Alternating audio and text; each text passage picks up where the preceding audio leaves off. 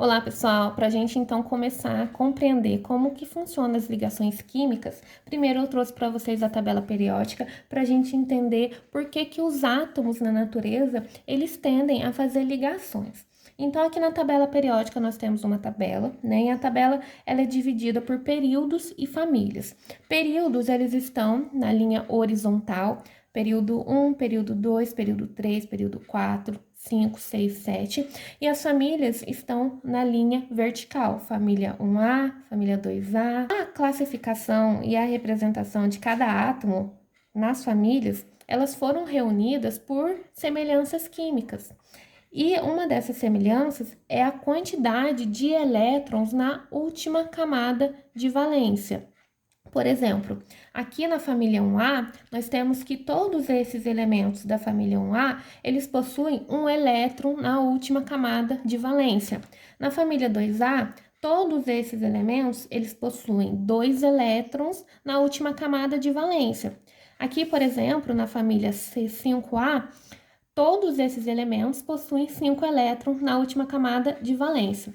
E a tendência de todos os átomos na natureza é a regra do octeto, ou seja, todos os átomos, para eles chegarem à estabilidade, descobriu-se que eles tendem a ter, na última camada de valência, 8 elétrons, como é o caso aqui dos gases nobres, né, da família 8A, que todos eles possuem, com exceção do hélio, todos os outros possuem 8 elétrons na camada de valência, exceção do hélio e exceção do hidrogênio, porque ambos eles ficam estáveis com 2 elétrons.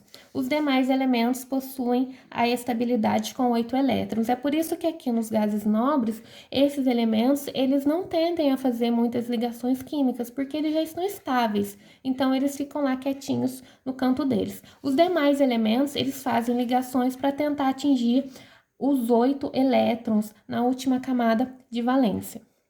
Então, vamos pegar aqui um exemplo da molécula de cloro. O cloro, ele está na família 7A, então ele tem 7 elétrons na sua camada de valência. 7 elétrons na última camada.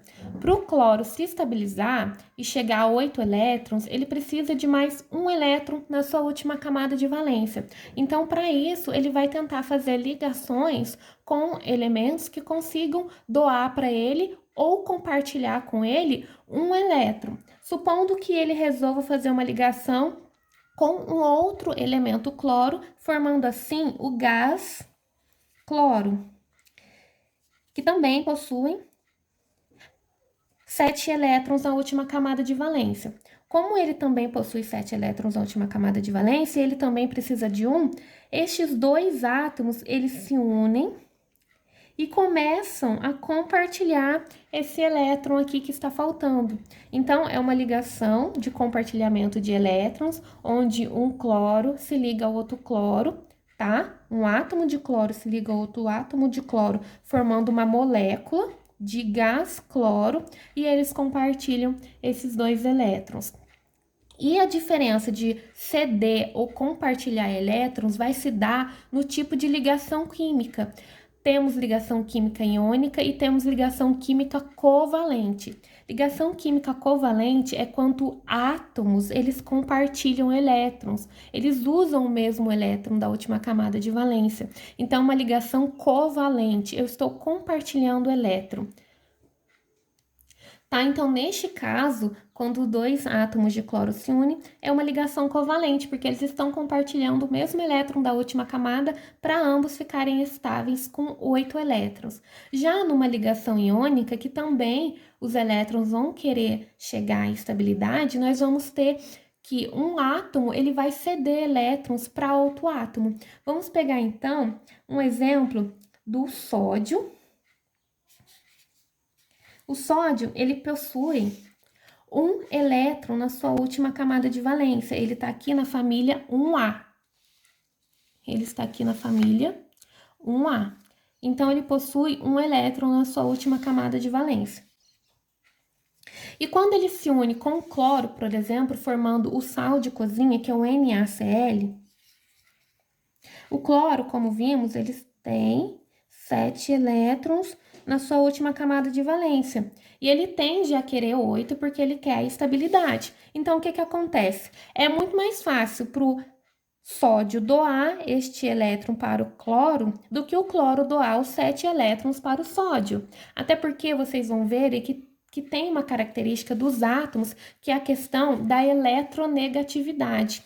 Um átomo eletronegativo, como é o caso do cloro, ele tende a atrair elétrons para ele. Então, ele acaba puxando o elétron do sódio para ele. Então, esse sódio vai doar esse elétron aqui para o cloro e vai ficar com carga positiva. Nesse caso, como o cloro recebeu o elétron do sódio para formar o gás de cozinha, nós vamos ter uma ligação iônica. Eles não estão compartilhando elétrons. O sódio doou esse elétron para o cloro, para ele chegar aos 8 elétrons na última camada de valência, ficou com carga positiva. E assim a gente formou o sal de cozinha, que é o famoso NaCl, o cloreto de sódio.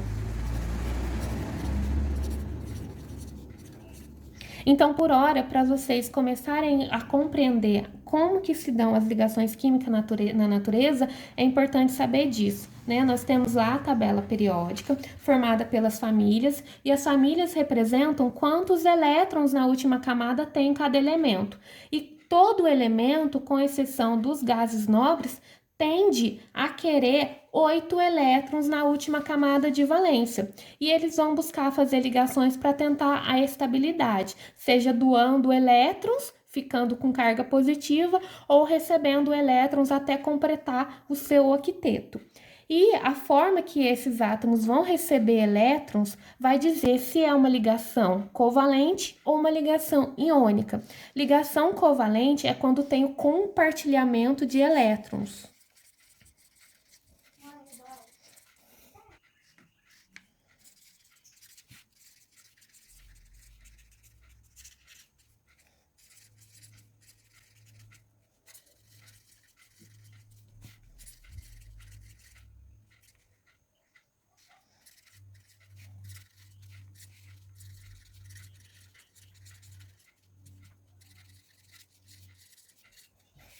Então, na ligação covalente, né, por hora, você tem o compartilhamento de elétrons. Geralmente são átomos que têm a mesma eletronegatividade, que a gente vai ver o que é isso mais para frente.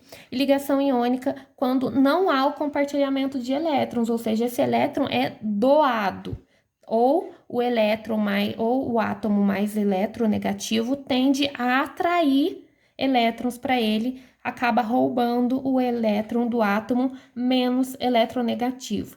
Então, por hora, só para vocês entenderem que os átomos tendem a se estabilizar com 8 elétrons na última camada, por isso eles tendem a fazer a regra do octeto. Isso vai se dar doando elétrons ou recebendo. E o tipo de recebimento vai determinar se a ligação vai ser covalente ou vai ser uma ligação iônica.